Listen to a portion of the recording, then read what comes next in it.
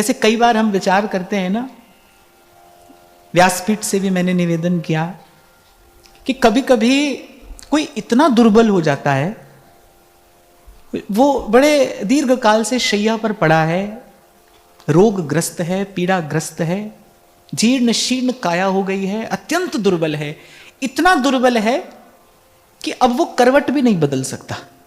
ऐसा होता है ना, कभी कभी कोई इतना अशक्त हो जाता है कि वो करवट भी नहीं बदल सकता। कोई आता है, उसको सहारा देता है, उसको अवलंब देता है, उसका मुख इधर से उधर करता है। अभी 2 दिन पहले ही हम चर्चा कर रहे थे कि विषय का जो सेवन है उससे तन मन में, विषय के सेवन से क्या परिणाम होता है? तन मन में दुर्बलता आती है। विषय के चिंतन से तन मन दूषित होता है और विषय के सेवन से तन मन में दुर्बलता आती है। अब जीव तो अनादिकाल से विषय का ही सेवन कर रहा है, विषय का ही चिंतन कर रहा है। आप देखो ना, भगवत चिंतन तो है नहीं। हमारे जीवन में भजन कैसा है? जैसे खारे पानी के कुएं में कोई मिश्री की डली डाल दे तो उससे कुएं के जल पर कोई प्रभाव थोड़ी पड़ता है, जल तो खारा ही है। एक थोड़ी सी मिश्री की डली डाल देने से वो खारा पानी मीठा थोड़ी हो जाएगा। हमारे जीवन में जो भजन साधन है ना, वो बस इतना ही है, बुरा नहीं मानना। फिर हमारे जीवन में जो भजन साधन है ना, वो इतना ही है, जैसे नित्य प्रति खारे पानी के कुएं में कोई मिश्री की डली डाल दे, जल तो खारा ही है। तभी कल मैं आपसे कह रहा था, कबीर जी सावधान करते हैं कि थोड़ा सा भजन साधन करके अपने आप को श्रेष्ठ मत समझने लगना। किसी के प्रति आपके मन में हीन बुद्धि ना हो। कह रहे अब अजहू नाव समुद्र में, कहा जाने का हुए। तो अभी तो भजन ऐसा है। तो अनादिकाल से जीव विषय का जो सेवन कर रहा है, उसका परिणाम क्या है? भयंकर दुर्बलता, ये उसका परिणाम है। कितना मन दुर्बल है हमारा, कितना दुर्बल कि अपने ही किए संकल्प का बोझ नहीं उठा सकता। जिस चरित्र का हम चिंतन कर रहे हैं, उस चरित्र के निकट घटी एक घटना में देखेंगे कि महाराजा दशरथ को प्राण प्रिय नहीं है पर वचन प्रिय है, सत्य प्रिय है। प्राण प्रिय नहीं है पर सत्य प्रिय है, वचन प्रिय है। और हम देखें हमारे जीवन में कितनी दुर्बलता है। हम अपने किए हुए संकल्प का बोझ नहीं उठा सकते, हम अपने दिए हुए वचन का मान नहीं रख सकते, हम अपने शब्दों का सम्मान नहीं कर सकते। व्यक्ति शिकायत करता है कि सेल्फ रिस्पेक्ट नहीं है। क्या क्या होता है आत्मसम्मान? आत्मसम्मान शरीर को लाड़ लड़ाना नहीं है। आपने शरीर को खूब सजाया, लीपा पोती किया, ये कोई आत्मसम्मान है? ये नहीं है। आपने बहुत अच्छा भोजन करा दिया शरीर को, आपने बहुत सुंदर वस्त्र आभूषण दे दिया, आपको लगता है ये आत्मसम्मान है? आत्मा का सम्मान आत्मसम्मान है। आत्मा क्या है? सत्य है। सत्य का सम्मान आत्मसम्मान है। हमने अनादिकाल से इतना विषय का चिंतन सेवन किया, इतनी दुर्बलता आ गई कि अब धर्म धारण करना कठिन हो रहा है। अनेक बार मैंने आपको निवेदन किया, आप कभी सोचते नहीं कि भाई आप विचार करते हो आप भजन करोगे पर आप नहीं कर पाते। क्यों होता है ऐसा? कौन रोकता है आपको? भजन करने में कौन बाधक है? अपने मन की दुर्बलता बाधक है। विषय का चिंतन जो है ना, उसने इतना दुर्बल कर दिया है कि अब हम मनमुख से सन्मुख नहीं हो पा रहे। और मेरे गोस्वामी जी कह रहे हैं, ये भरत चरित्र का जो कथन श्रवण है, इसका जो चिंतन है, इसका प्रसाद क्या है? भरत जी के अवतरण का हेतु क्या है? कलिकाल तुलसी से सठनी। गोस्वामी जी कह रहे हैं, हम जैसे शठों को, हम जैसे दुष्टों को, हम जैसे खलों को कलिकाल तुलसी से सठनी, हठ राम सन्मुख करत को। यानी अपने बल से भरत जी का चरित्र कैसा है? भरत जी अपने प्रताप से जीव को प्रभु के सन्मुख कर देते हैं। मनमुख जीव को सन्मुख कर देने वाले भरत जी हैं। ऐसा निर्मल पवित्र उनका चरित्र है। और कल आरंभ में मैंने आपको कहा था, गोस्वामी जी जो फलश्रुति देते हैं भरत चरित्र की, भरत चरित जेने तुलसी जे सादर सुनहि, सिय राम पद प्रेम अवस होई भवरस बिरती। एक और बात मैं यहां कहकर आज आगे बढ़ूंगा कि अपने मन में कोई भूल से भी ये भाव न लाए कि भरत जी तो श्री राम के चरणों के अनुरागी हैं, हमारा भजन तो कुछ और है। भक्त भक्त होता है, संत संत होता है। व्यास जी अपने हाथ में प्रसाद चरणामृत लेकर ये बात कह रहे हैं, कह रहे आदि अंत और मध्य में रसिकन की यह रीति, संत सभी गुरुदेव है व्यास यह प्रतीति। व्यास जी कह रहे भाई हमने गुरु की कृपा से इस बात का जीवन में अनुभव कर लिया है, संत सभी गुरुदेव है। भरत जी प्रेमी हैं। कल मैंने आपको संकेत किया ना, श्री गोस्वामी जी ने सबको भक्त कहकर पुकारा है, पर भरत जी को रसिक कहा है। भरत जी रसिक हैं। तो राम वन को चले गए और उसमें हेतु मैं बना। इस बात ने श्री भरत जी को कोटि कोटि प्रलयाग्नियों में डाल दिया हो, जैसे ऐसी स्थिति है भरत जी की। श्वास चल रही है, बस केवल श्वास चल रही है। कहां जाऊं, किससे अपने हृदय का दुख कहूं, किससे अपने हृदय की पीड़ा कहूं, और कौन समझेगा, कौन जानेगा। रोते बिलखते जननी से तो कह दिया कि तेरा मुख आज के बाद नहीं देखूंगा, तेरा मैं त्याग करता हूं।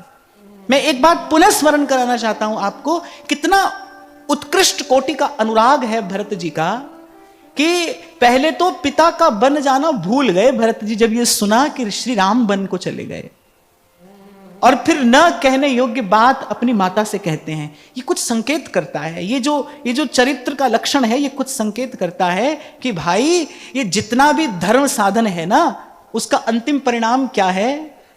साधन सिद्धि राम पग नेहु। मेरे तुलसी बाबा बड़ी प्यारी बात कहते हैं, दक्ष सकल लक्षण जुत सोई, जाके पद सरोज रति हो। जितने भी साधन है भाई, आज तक जो कहे गए, आज कहे जा रहे हैं या कल कहे जाएंगे, उन सब साधनों की सिद्धि क्या है? राम पग नेहु। अगर ये हुआ तो साधन सफल है, नहीं तो आपने जो किया जो पाया वो अंत में व्यर्थ है, उसका कोई परिणाम नहीं आया। साधन सिद्धि राम पग नेहु। माता पिता की सेवा धर्म है, पर उस धर्म का पालन क्यों करना है, या किसी भी धर्म का पालन क्यों करना है? इसलिए करना है कि प्रभु के चरणों में अनुराग उत्पन्न हो जाए। यही तो गोपियों ने करके दिखाया ना, कह के नहीं, करके दिखाया। ठाकुर जी ने तो किस किस प्रकार के विकल्प उपस्थित किए कि भाई ये तो उचित नहीं है, ये तो धर्म के अनुकूल नहीं है। तुम आधी रात के समय किसी पर पुरुष के पास आ गई हो। सब बातों का उत्तर गोपियों ने एक ही तो दिया। ये जितनी अच्छी अच्छी सुंदर सुंदर बातें आप धर्मशास्त्रों की हमारे साथ में कर रहे हैं, मेरे इन सब को करने का परिणाम क्या है? आपकी प्राप्ति तो है ना। आपको प्राप्त करने के लिए तो धर्म किया जाता है। धर्म का अभिप्राय क्या है? धर्म पालन का फल क्या है?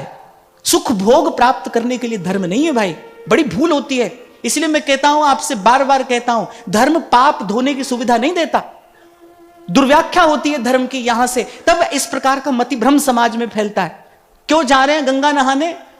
पाप धुलेंगे। तो धर्म कोई पाप धोने की सुविधा नहीं देता है भाई। किस लिए धर्म?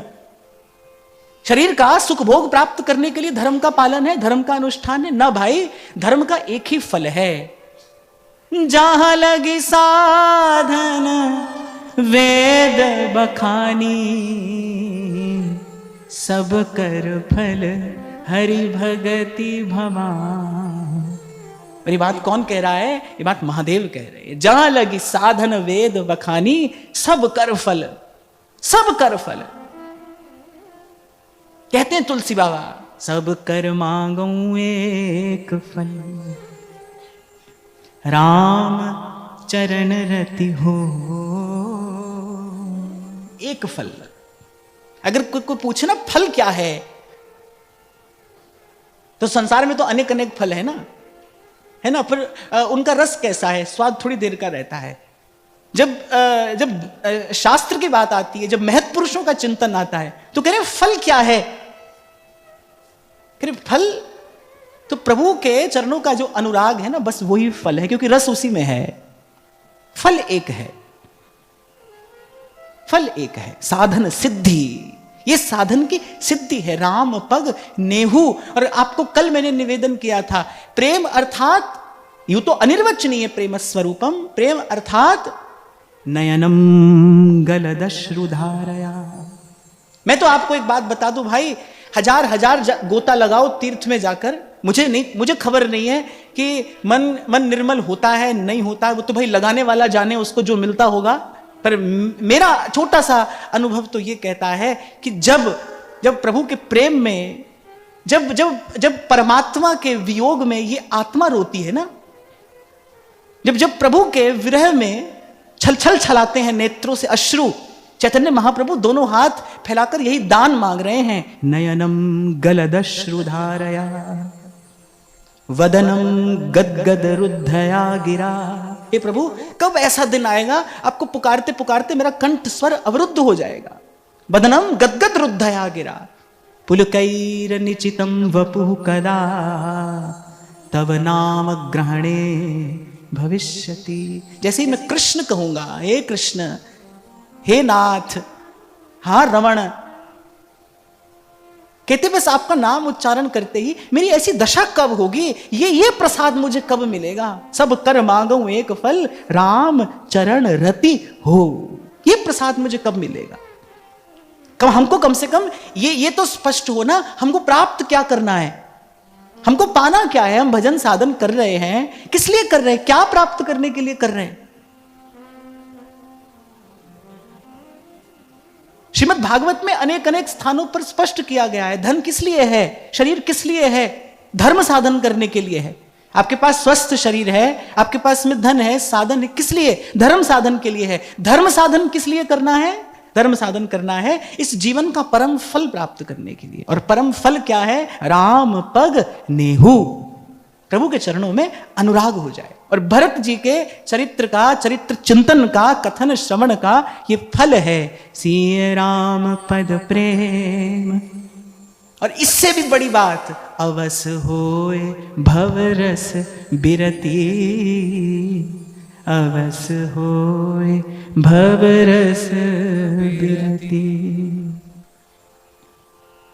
तो आकुल व्याकुल होकर भरत जी आए हैं कौशल्या अंबा के भवन में, चरणों से लिपट गए।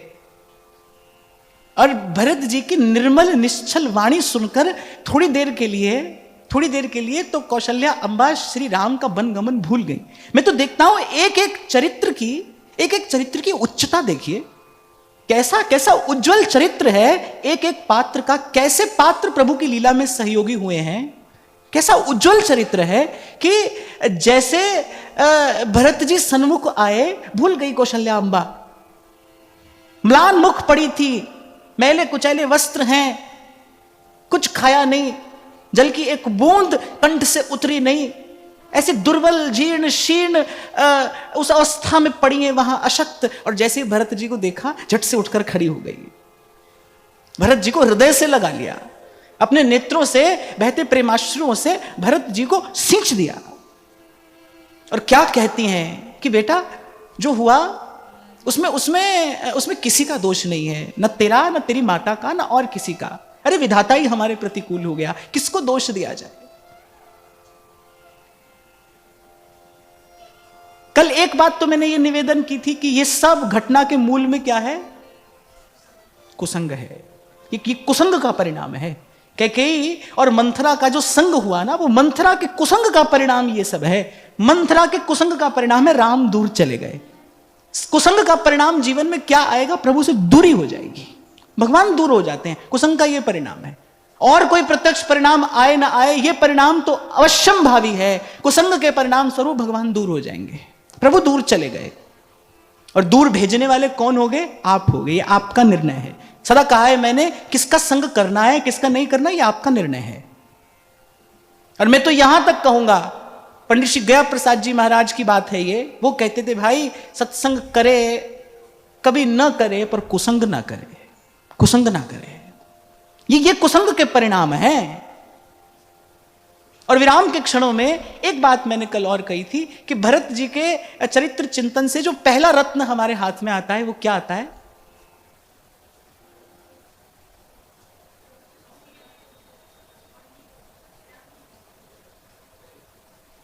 किसी को स्मरण हो? मैंने कहा था कि इस आज के चिंतन से जो पहला रत्न हमारे हाथ में आता है भरत जी के चरित्र चिंतन से, वो क्या आता है?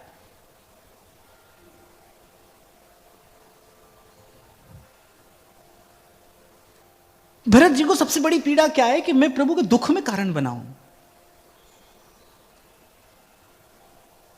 फिर स्मरण करना, यह बात मैंने इसलिए पूछी कि सावधान होकर सुनिए, सावधान होकर सुनिए। ये बड़ा गंभीर चरित्र है। भरत जी के चरित्र में भक्त कैसा होता है, कैसा भक्त प्रभु के सुख का कारण है। जो प्रभु के निकट रहते हैं ना, जो जन सदा भाव से प्रभु के निकट रहते हैं, कैसा उनका जीवन है, कैसा उनका चरित्र है, कैसा उनका चिंतन है, कैसे उनकी चेष्टा है, किस किस दिशा में होती है उनकी वृत्ति प्रवाहित, वो ध्यान से श्रवण करना।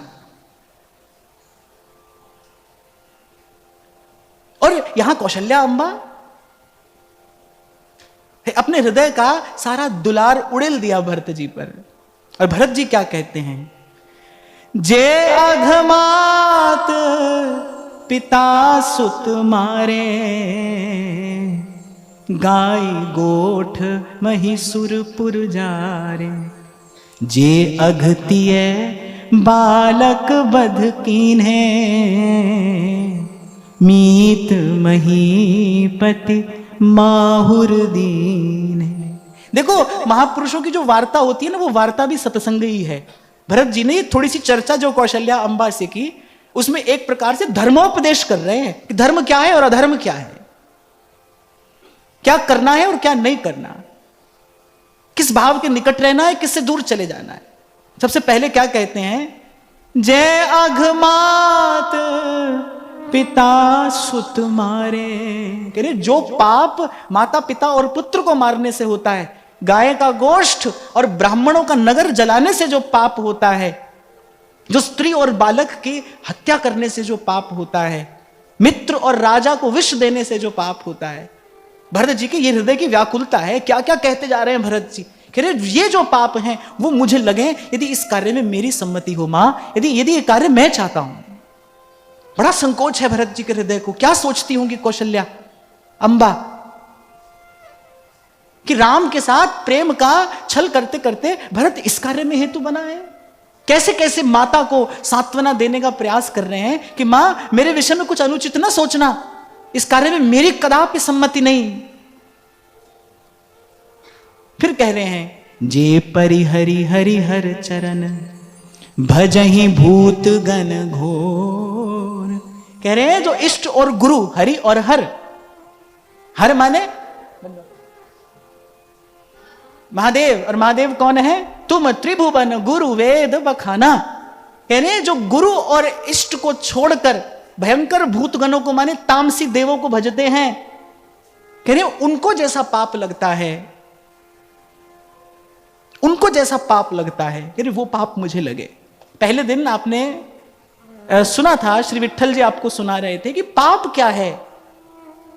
किसी और परिभाषा में, किसी और व्याख्या में जाने की आवश्यकता नहीं है भाई। मनुष्य का जन्म पाकर भजन ना करना ही पाप है। भजन जो नहीं करता है वो हजार हजार पुण्य कर रहा है पर उसकी कोई गिनती नहीं भाई, वो पापी है। जो आत्म कल्याण का प्रयास नहीं कर रहा है वो पापी है। यहां भरत जी कह रहे हैं, जे परिहरि हरिहर चरण, भजहि भूत गण घोर। यानी ये जो भूत प्रेतों का भजन करते हैं, किसको छोड़कर, श्री हरि और गुरु के चरणों को छोड़कर, हरि गुरु के चरणों को छोड़कर जो इनका भजन करते हैं, जो इन तामसी देवी देवताओं का भजन करते हैं, छोटी छोटी शुद्र शुद्र सिद्धियां प्राप्त करने के लिए, भरत जी कह रहे हैं, ते कई गति मोहि देहु विधि, जो जननी मत मोर। यदि ऐसा पाप मुझे लगे, यदि विधाता मुझे उनकी गति दे जो भूतों को भजते हैं, यदि इसमें मेरी सम्मति हो। फिर कहते हैं, बेचहि वेद धर्म दुहिलेहि, पिसुन पराए पाप कहि दे। अब बड़े ध्यान से सुनना, भरत जी जो श्री कौशल्या अम्बा से कह रहे हैं वो धर्म का सार है। कह रहे बेचहि वेद धर्म दुहिलेहि, अर्थात जो ज्ञान का विक्रय करते हैं, जो ज्ञान को बेचते हैं, जो विद्या को बेचते हैं और धर्म का दोहन करते हैं। मैं अभी आपसे कह रहा था ना कि भाई धर्म सिद्धांत की बड़ी दुर्व्याख्या होती रही, आज भी हो रही है। ये जो धर्म में अध्यात्म में ये जो कुछ भ्रम संशय सा आज दिखाई पड़ता है, जो दुर्बलता आ गई, इसका कारण क्या है? इसका कारण यही है, इसकी दुर्व्याख्या हुई अपने लाभ के लिए, अपने लाभ के लिए, अपने लोभ के लिए मनमानी व्याख्या धर्म की, शास्त्र की, सिद्धांत की अपने लाभ के लिए। देखो भाई, सत्य को अपने पक्ष में नहीं लाया जाता, सत्य के पक्ष में जाकर खड़ा हुआ जाता है। सत्य क्या है?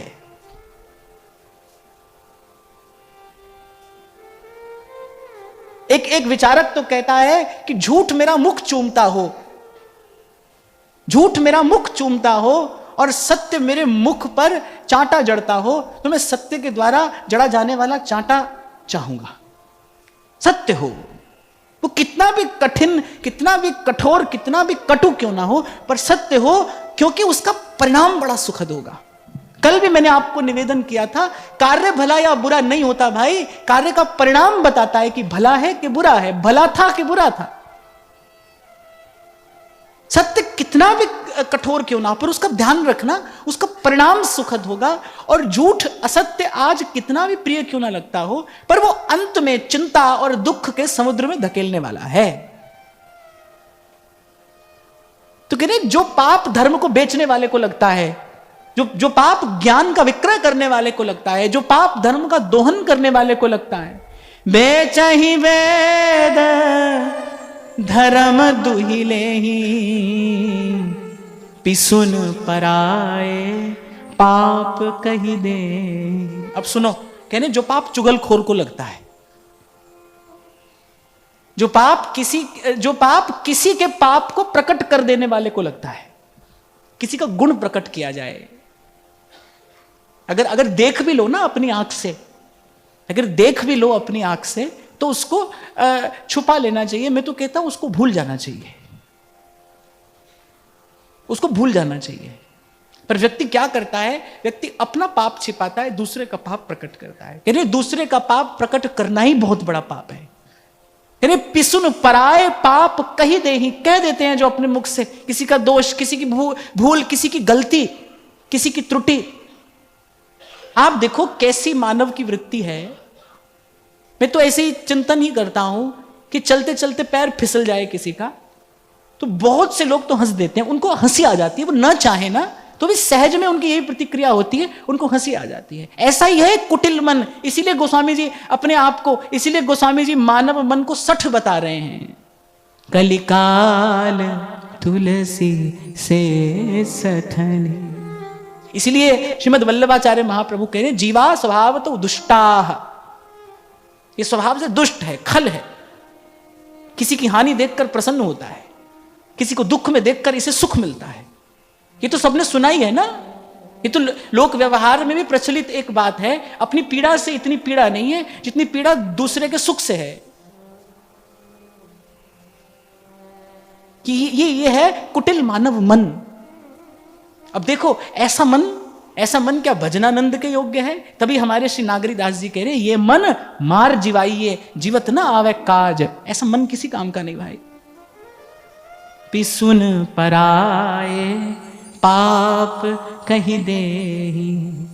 फिर कह रहे हैं, कपटी कुटिल कलह प्रिय क्रोधी, वेद विदूषक विश्व विरोधी। इन सबको जो पाप लगता है, वो पाप मुझे लगे यदि इस कार्य में मेरी सम्मति हो। लोभी लंपट लोलुपचारा,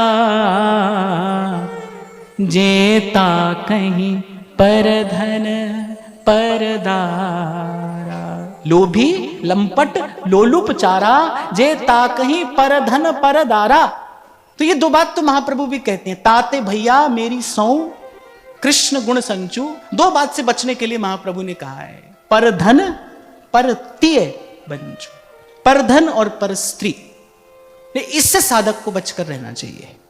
इसमें कुदृष्टि होते ही जन्म जन्मांतर का संचित पुण्य नष्ट हो जाता है।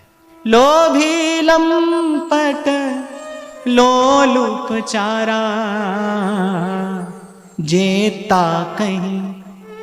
अब हर ही नहीं कहा, बोले ता कहीं। इस पर कुदृष्टि पड़ते ही पुण्य नष्ट हो जाता है। जेता कहीं परधन परदारा। अच्छा, एक बात मैं यहां पर निवेदन करूं, जितने भी संतों की वाणी का मैंने दर्शन किया, यह बात सब संतों ने कही है, वो ज्ञान मार्गी हो, वो भक्त हो, पर ये दो बात सब संतों ने कही है, पर स्त्री और पर धन। तो इससे साधक को सदा बच के रहना चाहिए। बड़ी भयंकर गति में ले जाकर डालने वाले ये दोनों पाप हैं। जेता कहीं पर धन पर दारा। और मैं तो कहता हूं कि हम किसी की बात न भी सुने तो भी ये तो हमारे आचार्य की आज्ञा है, पर धन परतीय भंजू। देखो, आप जिस देश में रहते हो उस देश का कानून मानना पड़ता है ना, उसके अलावा और कोई गति नहीं है, मानना ही चाहिए, उसका सम्मान सबको करना ही चाहिए। ऐसे ही इस आध्यात्म के देश में इन संतों ने जो कहा है ना, वो कानून है। इसका सम्मान करोगे तो सुख से रहोगे, उन्नति होगी, आगे बढ़ोगे। यदि इन संतों के वचनों की अवहेलना जीवन में हुई तो फिर भयंकर परिणाम आता है। अब जब ये कहा ना, जे ता कहीं पर धन पर दारा, अब ये बात केवल पुरुष साधकों के लिए नहीं है, लेकिन क्योंकि हमारे यहां सदा से नारी शक्ति का बड़ा सम्मान किया गया है, इसीलिए कुछ बातें किसी को कहकर और किसी तक पहुंचाई जाती हैं। इसीलिए हमारे यहां जहां भी कहा गया वहां ये आदेश जो किया गया, ये पुरुष को ही किया गया, पर ये बात तो साधक मात्र के लिए है, केवल पुरुष के लिए नहीं है। वो पुरुष हो या स्त्री हो, नारी किंवा पुरुष हो, जो साधक है ये बात उसके लिए है। पर धन और पर स्त्री। मैं देखता हूं कि श्रीमद् भक्तमालकार भी हमारे महाप्रभु जी का परिचय देते हुए कह रहे हैं, विधि निषेध नहीं दास अनन्य उत्कट व्रतधारी। हमारे महाप्रभु जी ने बहुत अधिक ये करना है, ये नहीं करना, ऐसा नियम है, ऐसा अनुशासन है, ये सब बात श्री महाप्रभु जी ने बहुत नहीं की। महाप्रभु जी तो क्योंकि प्रेम की उस सर्वोपरि अवस्था में आरूढ़ है ना, वो तो सर्वश्रेष्ठ दशा में है, तो वहां तो उनको इन सब की सुधि नहीं है। लेकिन सिद्धांत का उपदेश करते हुए ये दो बात तो महाप्रभु भी कहते हैं, पर धन परतीय भंजू। फिर इससे बच कर रहना। ये मन को दूषित करके सब भजन भाव नष्ट करने वाला है। और देखो, संसार में लब्ध प्रतिष्ठ होते ही क्यों संत कह रहे हैं कि बलिहारी उस दुख के जो पल पल नाम रटाए, सुख के माथे सिल पड़े जो नाम हृदय से जाए। संसार में लब्ध प्रतिष्ठ होते ही, संसार में धन आए, मान सम्मान मिले, ये सब आते ही ये सब वस्तु उसके साथ ही तो चली आती है। इससे बचना बड़ा कठिन है, बड़ा कठिन है।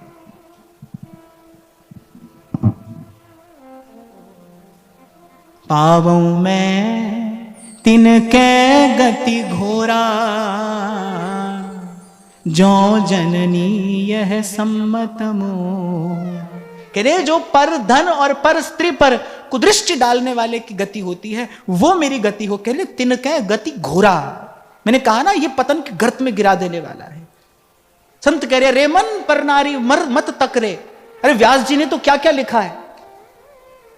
कह रहे नारी नागिनी बाघिनी ये लांबी तलवार, पर स्त्री के लिए कह रहे हैं ये बात। हरि भेटन जो जाइए बीच ही ले है मार।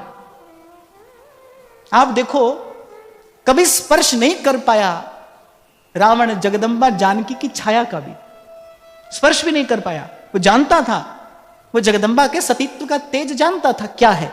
पंडित तो था ही, सब जानते थे। जैसे ही कुंभकर्ण उठे, जैसे ही कुंभकर्ण को जगाया, कुंभकर्ण पहली बात क्या कहता है, हरि आन जगदंबा सठ चाहत कल्याण। कह माता पर कुदृष्टि डालने वाले का भी कभी हित हो सकता है। हरि आन जगदंबा, वो जगत की माता है, और सठ चाहत कल्याण, और वो मूर्ख अब विजयश्री के स्वप्न देख रहा है। तो कभी छाया का भी स्पर्श उसने नहीं किया, वो नहीं कर पाया। ये जो कुल का विध्वंस हुआ, और मैं कहता हूं भाई जो आया है वो तो जाएगा ही। रावण मरा ये बात बड़ी नहीं है, मरना तो सबको ही है, पर रावण का यश मरा, रावण की कीर्ति नष्ट हो गई। यश और कीर्ति नष्ट हुई तो फिर सर्वस्व गया। ये जो रावण का यश और कीर्ति नष्ट हुई, क्या रावण का ओज तेज बल पराक्रम शौर्य वीर्य है कि वेद पढ़े विधि शंभु सभीत पूजावन रावण के घर ही आवे। ऐसा रावण जो कहता है कि शत्रु का होना ही मेरा तिरस्कार है, मेरे होते शत्रु कैसे हो सकता है, ऐसा रावण, ऐसा तेजस्वी, ऐसा वीर, ऐसा पराक्रमी, ऐसा बलवान, वेद शास्त्रों का ज्ञाता पंडित प्रवीण। हनुमान जी यही तो कह रहे हैं, अरे कौन सा गुण है जो तुझ में नहीं है, सब देख रहा हूं मैं। पर ऐसे गोस्वामी जी कह रहे हैं ना, इन बातन पे सब धूर पर है। एते भय तो कहा तुलसी, जो पे जान की जीवन राम न जाने। हनुमान जी कह रहे तेरे तेरे जीवन में बस एक सत्संग नहीं है, बाकी तो सब गुण तुझ में है। जहां से आज मैंने आरंभ किया ना, धर्म का साधन क्यों करना है भाई, ये श्रेष्ठ श्रेष्ठ गुण मात्र प्राप्त करने के लिए धर्म साधन नहीं है। धर्म साधन तो भाई प्रभु के चरणों का अनुराग प्राप्त करने के लिए। अजय रावण अपराजय रावण, ये जो सब हुआ, कुल का विध्वंस हुआ, यश नष्ट हो गया, कीर्ति सदा सदा के लिए धूमिल हो गई। ये क्यों हुआ? केवल कुदृष्टि डालने के कारण, केवल कुदृष्टि डालने के कारण। ये बात मैं बहुत बल देके इसलिए कह रहा हूं, हम आज ऐसे संसार में रह रहे हैं जहां चारों ओर से विकारों का आक्रमण हो रहा है। हम आज ऐसे संसार में रहते हैं जहां चारों ओर से इस प्रकार के विकारों का आक्रमण हम पर हो रहा है।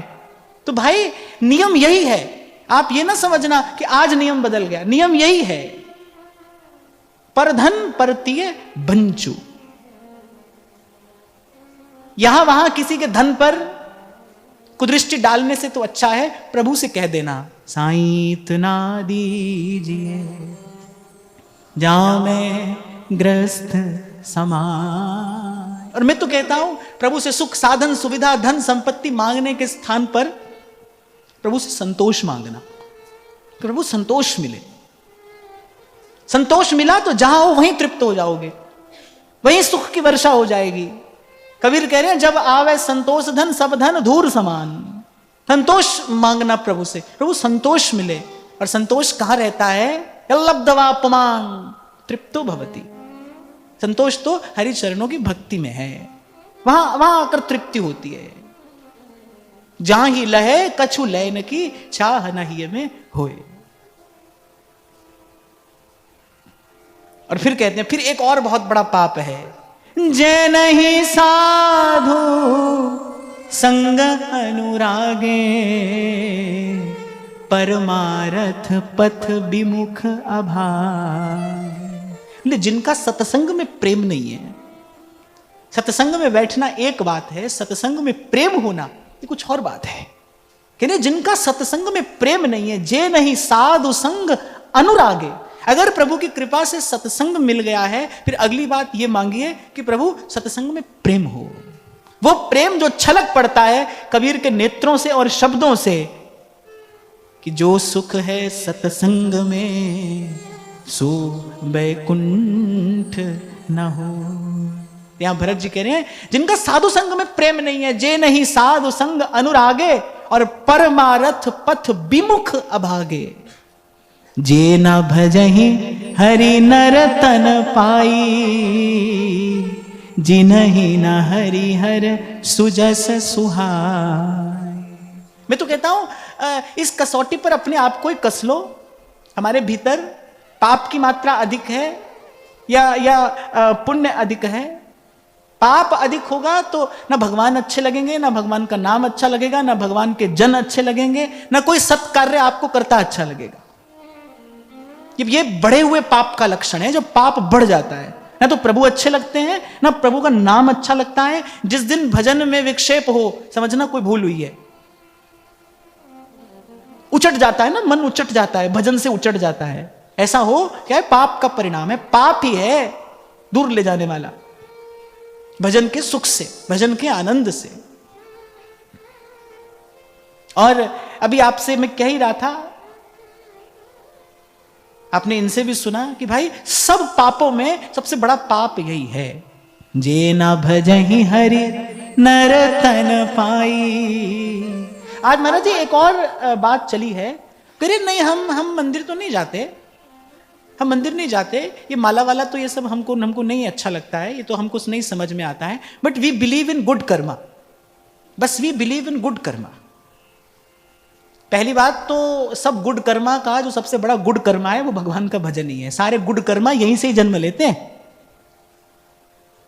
भजन तो नहीं करेंगे, मंदिर तो नहीं जाएंगे, नहीं पूजा पाठ तो हम नहीं करते, बस we believe in good karma. ये जो सत्कर्म हो रहा है ये पूर्व के किए किसी पुण्य का, किसी आशीर्वाद का ही तो परिणाम है। आज नहीं करोगे तो ये संचित पूंजी खर्च होते होते नष्ट हो जाएगी। सत्कर्म में प्रवृत्ति क्यों होती है? सत्संग के प्रभाव से सत्कर्म में प्रवृत्ति होती है। जिनके जीवन में सत्संग है उन्हीं के जीवन में सत्कर्म है, उन्हीं के जीवन में सुमति है।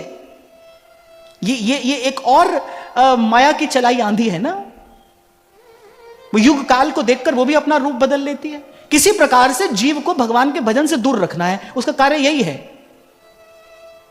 प्रतिषेध बोधक है ना माया। जीव को किसी प्रकार से भगवत चरणों से, भगवत भजन से दूर रखना है।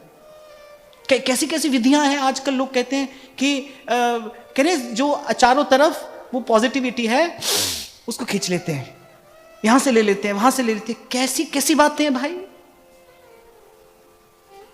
मैं तो सोचता हूं कैसी भगवान की माया है, ये कैसा प्रबल वेग है माया का। क्या क्या लोग कर रहे हैं, हीलिंग हो रही है और पॉजिटिविटी है और जाने क्या क्या बकबक है। और जो ये सब कर रहे हैं वो रात को नींद की गोली खाकर सोते हैं। हां, क्योंकि वो जिन डॉक्टरों के पास इलाज कराने जाते हैं वो हमको आकर बताते हैं, बोले ये जो दूसरों को पॉजिटिविटी दे रहे हैं, ये जो दूसरों की हीलिंग कर रहे हैं, ये बेचारे बीमार हैं, इनको नींद नहीं आती है, हमारे पास गोली लेने के लिए आते हैं। मैं तो कहता ही हूं और गरज कर ये बात कहता हूं, भाई सारी सकारात्मकता पवित्रता का मूल प्रभु का नाम है। जीवन में भगवान नाम नहीं होगा, जीवन में भगवत भजन नहीं होगा, तो जीवन में पवित्रता सकारात्मकता कहां से आ सकती है? सब शक्तियों का मूल नामकारी बहुधा निज सर्व शक्ति तत्रार्पिता नियमितः स्मरणे न काले। सब शक्तियों का, सब ऐश्वर्य माधुर्य का मूल तो भगवान का नाम है ना, नाम है। कहो कहां लगी नाम बढ़ाई, राम न सकही नाम गुण गा। सब करेंगे, भगवान का नाम नहीं लेंगे, ये सब हमको अच्छा नहीं लगता। पता चल जाता है किसके बस में है ये।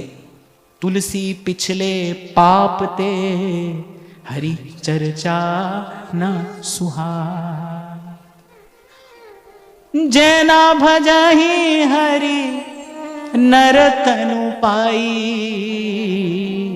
जिन्हि न हरि हर सुजस सुहाय।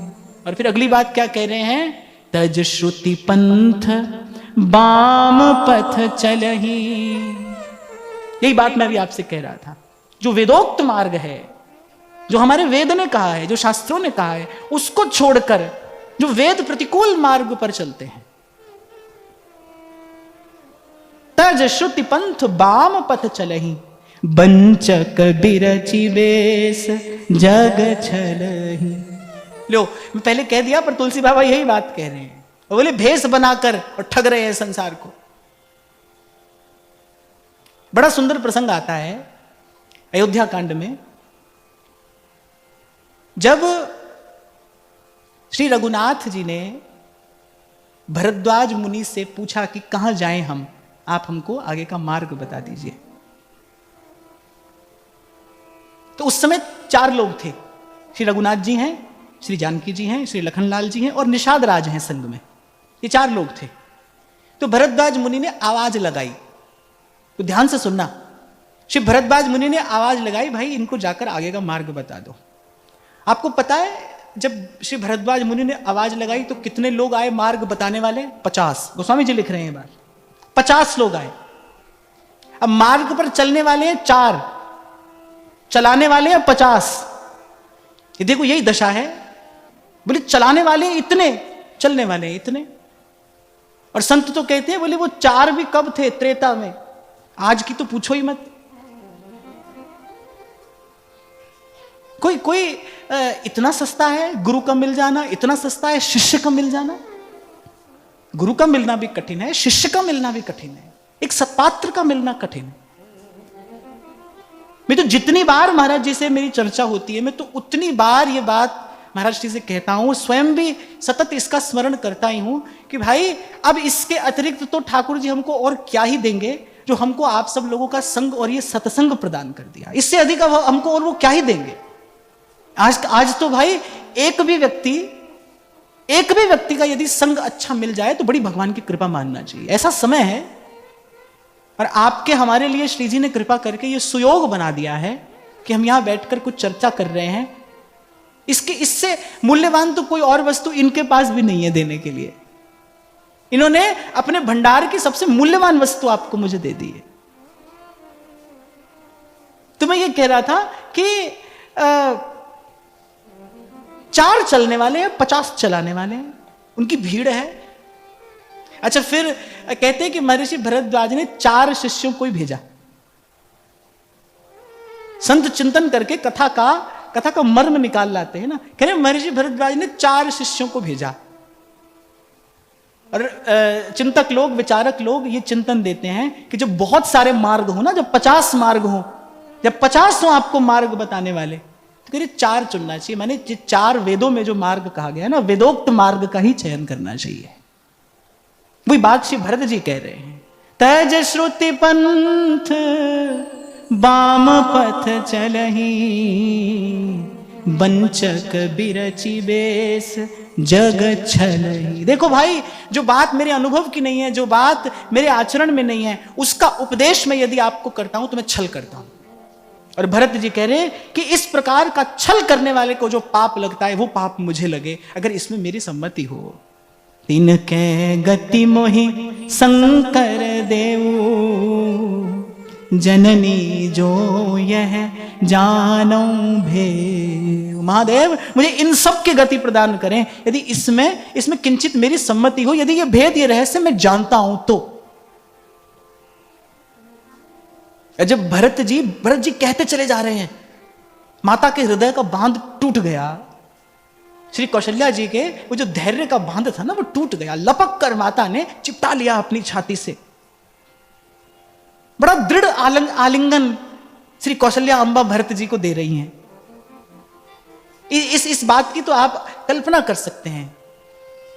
जब माता देखती है ना बालक को आकुल व्याकुल, तो कैसे चिपटा लेती है, छिपा लेती है। माता की चेष्टा होती है कि ऐसे वात्सल्य की वर्षा में इस पर कर दूं कि अपना दुख भूल जाए। कौशल्या अम्बा ने ऐसे खींचकर भरत जी को अपने हृदय से लगा लिया कि ये इतना दुख, इसे इतना व्यथित कर रहा है, पीड़ित कर रहा है। मात भरत के वचन सुनी, साचे सरल सुभाए, कहत राम प्रियतात तुम, सदा वचन मन खाए। और माता यह भी जानती है कि भरत को सुख क्या दे सकता है। न तो इसे संसार की, ना इसे इस लोक की, ना इसे किसी और लोक की कोई वस्तु, कोई संपत्ति सुख दे सकती है। इसे तो केवल श्री राम का नाम, श्री राम का स्मरण, श्री राम की चर्चा सुख दे सकती है। और माता भरत के वचन सुनकर क्या कहती हैं? कहत राम प्रियतात तुम, सदा वचन मन का। तुम तो मनसा वाचा कर्मणा सदा श्री राम के प्रिय हो। हमको कोई संत आकर ये कह दे, तब कभी किसी संत के मुख से हम ये सुन लेते हैं ना, आप पर ठाकुर जी की बड़ी कृपा है। कितने दिन आनंद में बीत जाते हैं ये बात सुनकर। किसी संत से हम सुन लें कि आप पर ठाकुर जी की बड़ी कृपा है, कितने दिन उसी बात का आनंद बना रहता है। माता कह रही है कि अरे तू तो मनसा वाचा कर्मणा श्री रघुनाथ जी का परम प्रिय है। राम प्राण हूते प्राण तुम्हारे, तुम रघुपति प्राण हूते प्यारे। बोले तुझे श्री राम प्राणों से भी बढ़कर प्रिय हैं। ये प्रेम की बोलन है। राम प्राण हूते प्राण प्यारे, तुम रघुपति प्राण हूते प्यारे। तुझे श्री रघुनाथ जी अपने प्राणों से अधिक प्रिय हैं और श्री रघुनाथ जी तुझे अपने प्राणों से अधिक प्रेम करते हैं। हमारे प्रातः स्वर्णीय श्री रसिक पद रेणु जी महाराज ने जब जब दो पत्रों की, महाप्रभु जी के दो पत्रों की व्याख्या की है ना, तो जब महाप्रभु जी ने कहा ना बीठल दास मेरे प्राणन के प्राण, तो महाराज जी ने बहुत सुंदर, बड़ी भावपूर्ण, बड़ी विशद व्याख्या कि इस केवल एक पद की है, इस पंक्ति की, बीठल दास मेरे प्राणन के प्राण। सोई बात कौशल्या अम्बा कह रही हैं, राम प्राण हुते प्राण प्यारे, तुझे तेरे प्राणों से अधिक श्री रघुनाथ जी प्रिय हैं, माने श्री रघुनाथ जी प्राणाधिक प्रिय हो गए और तू श्री रघुनाथ जी को अपने प्राणों से अधिक प्रिय है। विधु विष चवै स्रवै हिम आगी, हो ही बारी चर बारी बिरागी, भय ज्ञान बरु मिटे न मोहू। माता कह रही है ऐसा भी हो सकता है किसी को ज्ञान हो जाए और उसका मोह न मिटे। कहने का तात्पर्य यह है कि सूर्य उदय भी हो जाए और रात्रि भी बनी रहे। कह रही ऐसा भी हो सकता है, भय ज्ञान बरु मिटे न मोहू, तुम राम ही प्रतिकूल न हो। पर पुत्र मैं जानती हूं तू प्रभु से प्रतिकूल नहीं हो सकता। और फिर सावधान कर देती हैं कि भूल से भी अनंत काल तक कोई मेरे भरत के लिए अपने मन में कोई अन्यथा भाव न ले आए। मत तुम्हारे यह जो जग कहीं, सो सपने हूं सुख सुगति न लह। माता कह रही है कि भूल से भी अगर किसी ने मन में यह विचार किया तो बोले उसकी सुगति नहीं हो सकती। चंद्रमा विश्वर्षण करने लगे, बर्फ अग्नि के समान दाहक हो जाए, ज्ञान होने पर भी मोह ना मिटे, सूर्य उदय हो और रात्रि भी बनी रहे, कह रहे ये सब असंभव तो हो सकता है पर मेरा भरत श्री रघुनाथ जी के प्रतिकूल नहीं हो सकता। सृष्टि का कण कण भरत जी के प्रेम की साक्षी दे रहा है। और मुझे तो लगता है कि प्रभु ने ये लीला की ही भरत जी का प्रेम प्रकाशित करने के लिए। देखो क्योंकि प्रेमी कभी अपने आप को प्रकट नहीं करता है ना, प्रेमी अपने विषय में कुछ नहीं कहता, वो अपना प्रेम प्रकट प्रकाशित नहीं करता। कैसे कैसे प्रकट होगा भरत जी का प्रेम। महाप्रभु कह रहे हैं श्री विठल दास जी से, विठल दास चले जाओ। क्या सोचकर कहा होगा। मैं तो इस घटना का विचार करता हूं। वृंदावन से जाने को कह रहे हैं, सब संसार छोड़कर आए, महाप्रभु कह रहे चले जाओ। अरे गुरु तो जग जंजाल से बचाता है, यहां महाप्रभु ऐसी बात करे तुम चले जाओ। क्या कारण रहा होगा कि विठल दास जी का सुयश इस संसार में प्रकट हो, जाने संसार कि कौन है, कैसी इनकी भक्ति है, कैसा इनका अनुराग है, कैसी इनकी निष्ठा है, संसार जाने। मैं कई बार एक उदाहरण देता हूं कि आप श्री जी की सेवा के लिए चंदन घिसते हो तो चिकने पत्थर पर चंदन नहीं घिसा जाता, पत्थर खुरदरा होता है ना। ऐसे ही जिस मार्ग पर एक प्रेमी के हृदय की वो सुवास प्रकट होती है ना, वो मार्ग ऐसा ही है, थोड़ा खुरदरा। और प्रभु अपने प्रेमी को उसी मार्ग पर डालते हैं ताकि उसके जीवन की सुवास प्रकट हो, उसके जीवन की वास्तविक सुंदरता प्रकट हो। क्योंकि जब घिसा जाता है ना चंदन को, तो पहले वो प्रभु के श्रीअंग को शीतल करता है, फिर उस प्रसाद से अनंत अनंत भक्तों के तन मन प्राण शीतल होते हैं। ऐसे जब भक्त का सुयश इस संसार में प्रकट होता है तो अनंत अनंत काल तक वो कितने जिज्ञासु और कितने पिपासु जनों की प्रेम पिपासा शांत करता है, अनंत काल तक।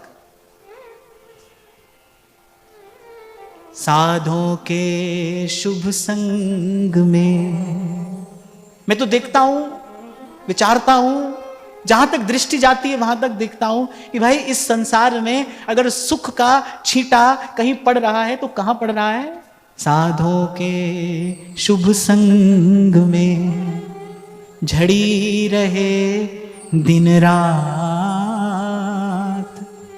बरसे बादल प्रेम के शांत करें सब गात। साधों के शुभ संग में और झड़ी रहे दिन रात। इनके निकट बैठकर कोई सुख पाता है। जैसे बहुत लंबा परिश्रम करने के बाद जब आप बैठते हो ना आकर, वो चैन की एक सांस आती है, ऐसे वो चैन की सांस आती है संत के निकट बैठकर, साधों के शुभ संग में। और झड़ी रहे दिन रात। बरसे बादल प्रेम के, शांत करे सब एक कोई व्यक्ति कोई अपराध कर दे, सारा संसार कहता है भाई इसको दंड दो, दंड दो, दंड दो, कुछ नहीं होता।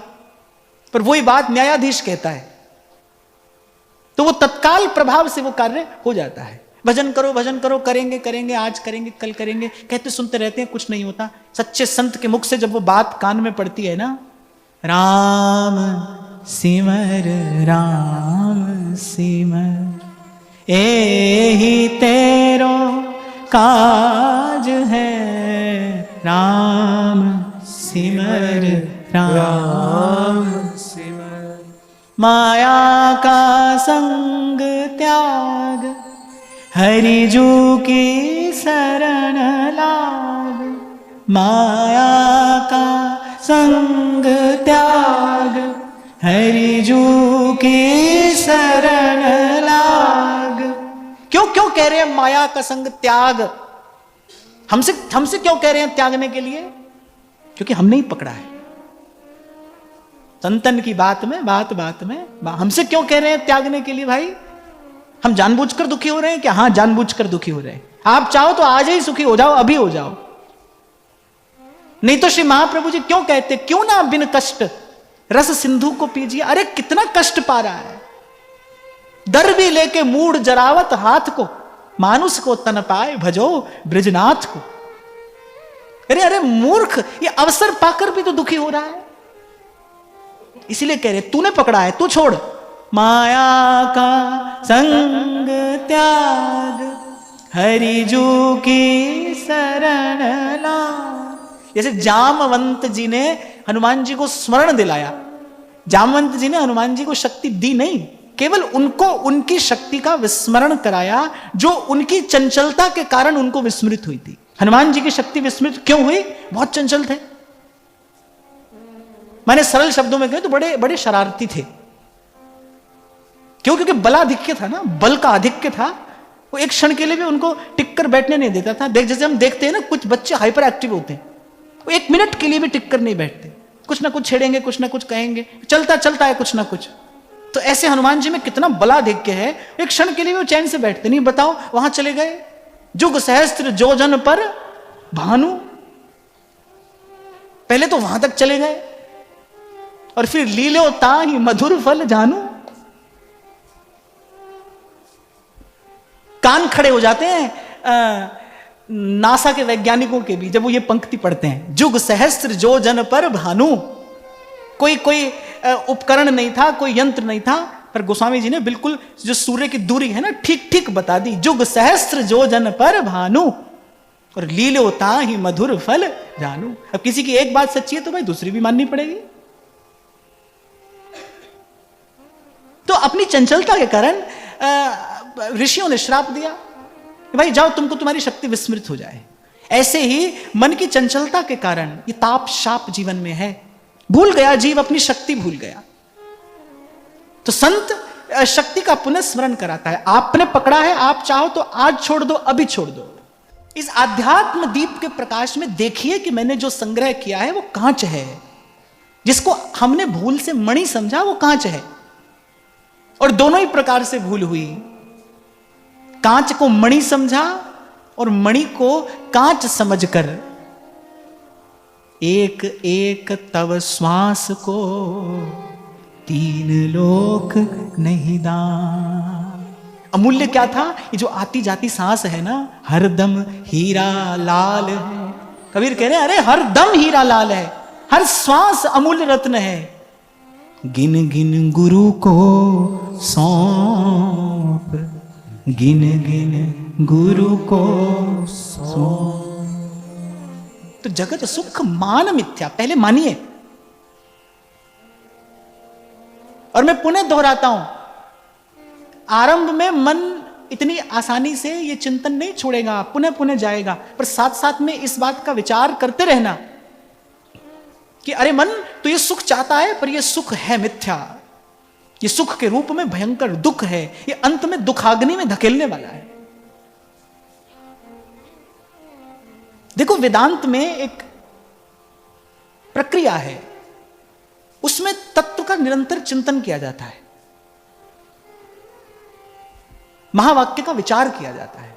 वो विचार प्रधान मार्ग है, उसमें बुद्धजन विचार कर रहे हैं, बार बार इस बात का विचार कर रहे हैं, भाई ये जो दिख रहा है ना, ये है नहीं, है नहीं।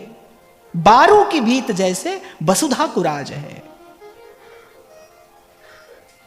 कितनी सुंदर बात भगवत रसिक देव कह रहे हैं, ज्यादा बुद्धि लगाओ ही मत। सांचे श्री राधा रमण झूठो सब संसार। सांचे श्री राधा रमण झूठो सब संसार, बाजीगर को पेखनो मिटत न लागे बा। कह रहे जादूगर का खेल है ये जादूगर का खेल है। बाजीगर को पेखनो मिटत न लागे बार।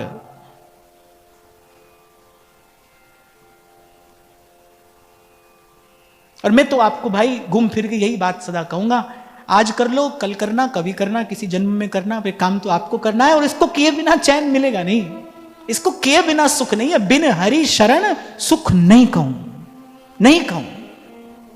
आप आपकी इच्छा है, आप स्वतंत्र हो। अभी थके नहीं हो, अभी और मजा लेना है संसार का तो लो।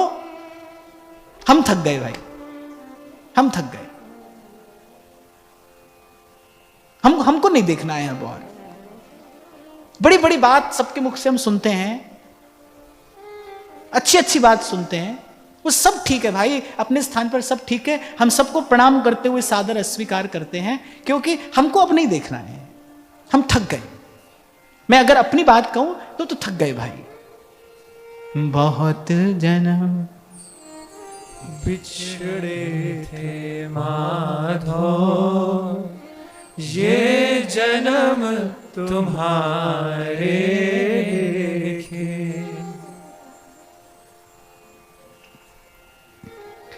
जैसे श्री नागरीदास जी कहते हैं ना कि माधो बहुत विपत्ति में भोगी, बहुत विपत्ति, अति पिटवायो माया पेते हैं। हम भी बहुत पिटे भाई, अति पिटवायो माया पेते, कृपा दृष्टि कब होगी माधो बहुत विपत्ति में भोगी। अब ये बानक बनाए भाई। देखो पहले तो ये हाथ आते नहीं, हाथ आ जाए तो टिकते नहीं। श्री डोंगरे जी महाराज कहते थे ना, कन्हैया कैसो, बोले अतिशय चंचल, अतिशय चंचल। पहले तो आते नहीं, हाथ ही नहीं आते।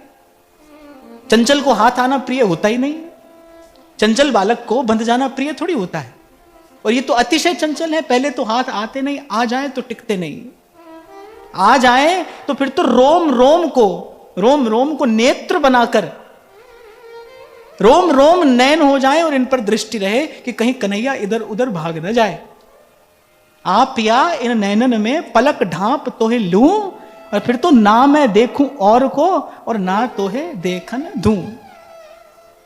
मैंने आपको शायद कहा था ना कि मैं बहुत छोटा था तो हमारे पड़ोस की एक माता सदा ही यही कहती थी, दीना बंधु दीनानाथ और तेरी डोर मेरे हाथ। पहले तो मुझे समझ ही नहीं आया, मैं भी यही गाता था। तो थोड़ा बड़ा हुआ तो समझा कि माता तो उल्टा बोलती है, तेरी डोर मेरे हाथ थोड़ी होती है, मेरी डोर तेरे हाथ होती है। पर वो सदा यही कहती थी, तेरी डोर मेरे हाथ। ऐसा क्यों कहती हो? बोली तो जब चाहे छोड़ देगा, मेरी डोर इसके हाथ में रही तो जब चाहे छोड़ देगा, इसकी मेरे हाथ में है। अब भाई वो आप देखना, आपको अपनी डोर उनके हाथ में देनी है या उनकी डोर अपने हाथ में लेनी है। सार की बात यह है, तोरी न टूटे छोरी न छूटे, ऐसी माधो खिंचतनी, म्यो लालन स्यो प्रीत बनी, म्यो लालन सो प्रीत बनी। हाँ पर ये बात सच्ची है भाई, अब हम थक गए। बहुत किया और कर कर के हारे, हाथ कुछ नहीं आया, कुछ हाथ नहीं आया। एक एक क्षण का आत्म सुख संसार का सारा वैभव मिलकर नहीं दे सकता, एक क्षण का आत्म सुख। और फिर संत तो कहते हैं भाई अपने प्रारब्ध से ही बहुत संसार झोली में पहले ही पड़ा है, और कितना मांगोगे, और कितना प्रयास इसके लिए करोगे, पहले ही बहुत है। श्री विश्वामित्र जी आए, भरत जी को बहुत समझा रहे हैं, शास्त्रों से उदाहरण दे रहे हैं। परशुराम पितु आज्ञा राखी, मारी मात लोक सब साखी। तुमको भी पिता के प्रण का सम्मान करना चाहिए, अब तुमको राजपद स्वीकार करना चाहिए। अनेक अनेक प्रकार से माताएं कह रही हैं, गुरु कह रहे हैं। आप देखिए भरत जी की स्थिति, भरत जी का प्रेम देखिए, अनुराग देखिए। जो गुरु कह रहे हैं वो तो किसी भी स्थिति में, किसी भी काल में आज्ञा है, और गुरु और आज्ञा गरीयसी, उससे बड़ा और कुछ नहीं है, उससे बड़ा कुछ नहीं है। ना माताओं की बात सुनते हैं, ना गुरुदेव की बात सुन रहे हैं। अंत में विनम्रता पूर्वक क्या कहते हैं? पितु सुरपुर सिय राम बन। अरे पिता स्वर्ग चले गए और मेरे प्राण धन, मेरे जीवन सर्वस्व श्री रघुनाथ जी, श्री जानकी जी के सहित बन को चले गए। करन कहूं मोहि राज। आप मुझे राज करने के लिए कह रहे हैं? एहि ते जानहु मोर हित, कै आपन बड़का। बड़ी विनम्रता पूर्वक गुरुदेव से कह रहे हैं, अब तुम बिना मोरी सुन लेहू, मोहि अनुहरत सिखावन देहू। श्री भरत जी कह रहे हैं, आप सबकी बात मैंने सुन ली, अब आप मेरी बात सुनिए और फिर मेरे अनुकूल जो हो, मेरे हित में जो हो, मुझे उसका उपदेश करिए। उतरु देव क्षमब अपराधु। बड़े दीन होकर, विनम्र होकर गुरु चरणों में कहते हैं, दुखित दोष गुण गनहि न साधु। और इस समय यदि मुझसे कोई भूल हो भी जाए तो दुखी व्यक्ति की भूल पर कोई ध्यान नहीं देता। कोई बहुत दुखी हो और वह आपसे अपने दुख में कुछ कह दे तो उस समय उसके शब्द पर ध्यान नहीं देना चाहिए। और फिर कहते हैं, पितु सुरपुर सिय राम बन, करन कहूं मोहि राज। एहि ते जानहु मोर हित, कै आपन बड़कार। सत्य कहिए, इसमें मेरा हित है या मुझसे अपना कोई कार्य सिद्ध कराना चाहते हैं आप? कहते हैं भरत जी के रोम रोम से अश्रुधारा प्रवाहित होने लगी जब भरत जी ने यह पंक्ति कही कि पिता स्वर्ग चले गए और मेरे राम जी वन में चले गए, आप मुझसे राज करने के लिए कह रहे हैं? क्या कहते हैं? गुरुजनों की, माताओं की उस सभा में भरत जी क्या कहते हैं? हित हमार सियपति सेवकाई, सोहर लीन मात कुटिलाई। भरत जी कहते हैं हमारा हित तो केवल एक ही बात में है, हित हमार सियपति सेवकाई। हम तो भाई प्रभु के चाकर हैं, हम तो प्रभु के सेवक हैं, प्रभु की सेवा में ही हमारा हित है। यही हमारा नियम है, यही हमारा धर्म, यही हमारा कर्म, यही हमारे जीवन का लक्ष्य, यही हमारा सार सर्वस्व है। न हम कुछ और जानते हैं, न जानना चाहते हैं। अभी कुछ दिन पहले ऐसे ही मैं बैठा था तो एक ऐसे ही हमारे एक बालक ने एक बात कह दी, ऐसी सहज में चर्चा होते होते एक बात कह दी, पर वो बात मुझे इतनी अच्छी लगी, इतनी मीठी लगी। उसने कहा कि बस मुझे एक ही बात से डर लगता है कि कहीं मुझे अब कोई और ज्ञान ना हो जाए, हम कुछ और जानना नहीं चाहते। इतना जानते हैं हम प्रभु के हैं, प्रभु हमारे, ये हमारे हैं, हम इनके हैं, हम कुछ और जानना नहीं चाहते। अब मुझे बात इतनी अच्छी लगी, मैंने उससे तो नहीं कहा, पर मैं आज इस बात का स्मरण कर रहा हूं, बात मुझे बार बार स्मरण आती है। बस इतनी ही बात है। वो कह रहे हैं आप जो कह रहे हैं वो सब ठीक है, वो शास्त्र के अनुकूल है, वो धर्म की बात है, आप जो कह रहे हैं वो इस समय मेरा कर्तव्य भी है, पर मैं क्या करूं? मेरा मन तो केवल एक बात जानता है, हित हमार सियपति सेवकाई, सोहरि लीन मात कुटिलाई। भरत जी कह रहे मैं क्या करूं? मेरी माता की कुटिलाई ने मेरे हाथ से ये मेरा परम धन छीन लिया। वो सोच रही है कि उसने मुझे अयोध्या का राजा बना दिया, वो सोच रही है कि उसने मेरे सुख का विधान किया है, अरे उसने मेरा सुख मेरे हाथ से छीना है, वो तो पुत्र घातिनी है, पुत्र के हाथ से पुत्र का सुख छीन लेने वाली है। मैं अनुमान दीख मन माही। भरत जी कह रहे हैं कि मेरा अपराध क्षमा हो, मैं इस समय बड़ी पीड़ा में हूं, मेरा कोई शब्द अनुचित हो तो कोई बुरा न माने। मैं अनुमान दीख मन माही, मैंने अपने मन में सब गणित लगाकर देख लिया है। अंतिम बात, आन उपाय मोर हित नाही। श्री रघुनाथ जी के चरण कमलों की सेवा के अतिरिक्त मेरा हित और किसी भी प्रकार से संभव नहीं है। कल मैं आपको यह निवेदन कर रहा था कि जिसकी चर्चा मैंने आज की, कि इस चरित्र चिंतन से सबसे पहली बात क्या हमारे हाथ में आती है। अनेक अनेक अवसर उपस्थित हुए जब धर्म सामने खड़ा था, कर्तव्य सामने खड़ा था, सब बातों को एक ओर रखते हुए भरत जी घोषणा कर रहे हैं, और यह घोषणा प्रत्येक भक्त के जीवन का लक्ष्य हो कि भाई सब बाद में, पहले अपने प्रभु का भजन और अपने प्रभु की सेवा। हित हमार सियपति सेवकाई, सोहर लीन मात कुटिलाई। अरे तुलसी बाबा कहते हैं ना कि तजिए ताही कोटि बैरी सम यद्यपि परम स्नेही। अरे वो आपका परम स्नेही क्यों ना हो, लेकिन अगर भगवत भजन में बाधा है तो देखना वो मित्र के रूप में है शत्रु ही। हम उस दिन चर्चा कर रहे थे ना, कभी कभी शत्रु पुत्र बनकर आ जाता है, कभी कभी शत्रु पिता बनकर आ जाता है। होता है ना, कोई संबंध जीवन में कितनी त्रास देते हैं, कितनी कष्ट देते हैं, और मोह के धागे ऐसे हैं कि हम उनको तोड़ नहीं पाते और वो संबंध छोड़ नहीं पाते। कोई संबंध तो ऐसा होता है ना उगलते बनता है ना निगलते बनता है। ऐसे ही ये जो भी हैं आपके मेरे जीवन में आसपास निकट, ये सब आपके मेरे ऋण बंधु ही हैं। किसी से देना होगा, किसी से लेना होगा, लेना देना ही तो है। तो भाई ठीक है, सब अपने अपने स्थान पर ठीक है, सबको प्रणाम है, जहां तक बन पड़ेगा सबकी सेवा करेंगे, पर उससे पहले और देख लेना भाई, आप भी सब बुद्धिमान लोग हो, इस बात का गणित बैठा लेना, भजन के मार्ग में आने वाली बाधा किसी अपने की ही ओर से होगी। दूसरा व्यक्ति थोड़ी बाधा उपस्थित करता है, कोई अपना ही होगा। परम स्नेही संकेत कर रहे हैं गोस्वामी जी,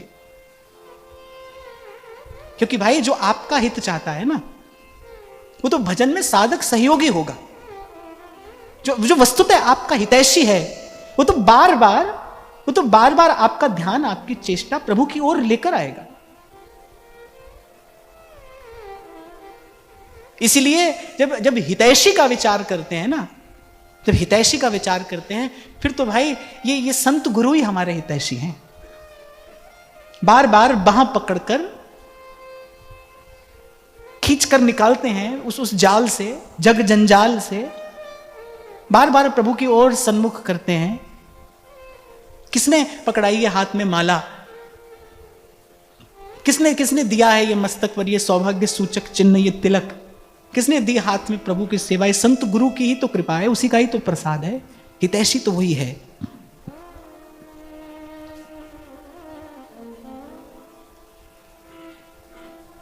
मुझे ये पंक्ति प्राणाधिक प्रिय है।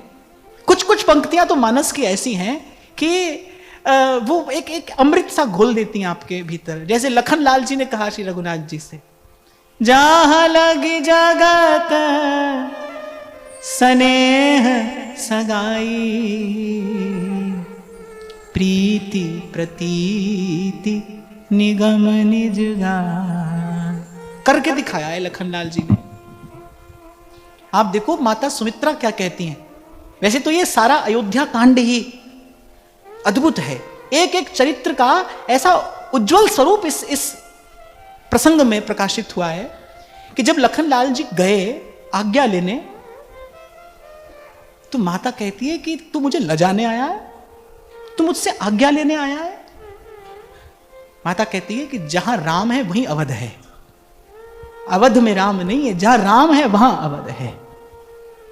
और वो उर्मिला जानकी जी तो जल्द चल दी प्रभु के साथ। एक बहुत छोटा सा उपन्यास मैंने कभी पढ़ा था इस चरित्र पर। कितना मौन समर्पण। कहते हैं लखन लाल जी ने जाते जाते दो बात भी नहीं की, और बस प्रभु के पीछे पीछे चल दिए। कितनी सहनशीलता,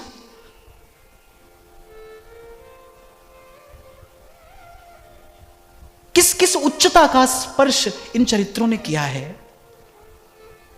जहां लगी जगत स्नेह सगाई, प्रीति प्रतीति निगम निज गाय। और कल भी आरंभ में मैंने आपको कहा था ना, मानस तो महादेव का हृदय है, यह आशुतोष की कृपा है। कई कई शब्दों में तो महादेव के हृदय का जो भाव है, जो उनका हार्द है, वो प्रकट हो गया है।